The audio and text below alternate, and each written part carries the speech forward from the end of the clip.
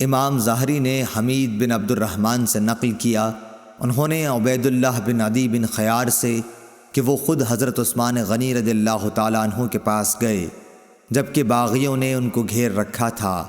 انہوں نے کہا کہ آپ ہی عام مسلمانوں کے امام ہیں، مگر آپ پر جو مصیبت ہے وہ آپ کو معلوم ہے۔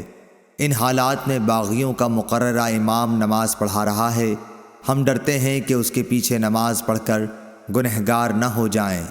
حضرت عثمان رضی اللہ تعالیٰ عنہ نے جواب دیا، نماز تو جو لوگ کام کرتے ہیں ان کاموں میں سب سے بہترین کام ہے، تو وہ جب اچھا کام کریں تم بھی ان کے ساتھ مل کر اچھا کرو، اور جب وہ برا کام کریں تو تم ان کی برائی سے الگ رہو۔ اور محمد بن یزید زبیدی نے کہا کہ امام ظاہری نے فرمایا، ہم تو یہ سمجھتے ہیں کہ ہجڑے کے پیچھے نماز نہ پڑھیں، مگر ایسی ہی لاچاری ہو تو اور بات ہے جس کے بغیر کوئی چارہ نہ ہو۔